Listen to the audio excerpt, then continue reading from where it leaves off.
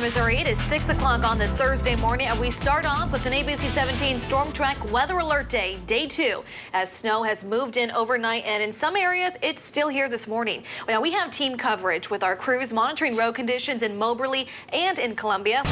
Breaking news on ABC 17 News this morning at 5:30. There is damage across mid-Missouri from a severe storm last night. Thanks for joining us. I'm Deborah Kendrick. A lot of state officials are also just urging people as you wake up this morning wanting to know how bad does it look out there. They're asking you to please make sure that you try to stay off those roads and allow the emergency crews to get to some of these dangerous spots. The Spitzer Infrared Space Telescope is now in hibernation after more than a decade of service.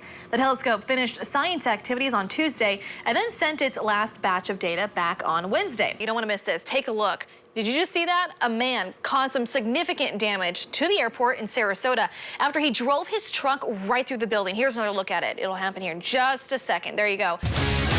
And the search for a missing Columbia mother picks back up this morning. ABC 17's Brittany Wiley is live in Cooper County, where authorities will be searching.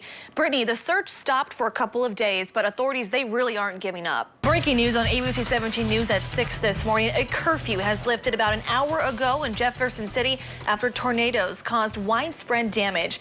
Buildings are destroyed and thousands of people are waking up still without power. The time now is 5:36. The number of new coronavirus cases continues to rise in China. Now, this news comes after officials thought the outbreak might have been leveling off. Breaking news on ABC 17 News this morning. In just the last 45 minutes, we have learned that Representative Elijah Cummings has died. His office confirms the death was caused by complications with a long-term illness. I dug through nearly 36 levee inspection reports in mid-Missouri, and I found that 9 levees are not 100% reliable. I also found that it's unclear if levee systems are being inspected every year like the Army Corps is supposed to do. Bob Littleton tells me he has lived through 5 historic floods in Missouri. All of this right over here was all covered. Yeah, we went in a boat right down the middle of this road the other day. Every flood he's been through, he tells me it gets worse. We are just 3 days away from the Kansas City Chiefs appearing in their first Super Bowl in 50 years. They'll be facing off against the 49ers on Sunday, and we have crews, of course, live down in Miami for all these festivities.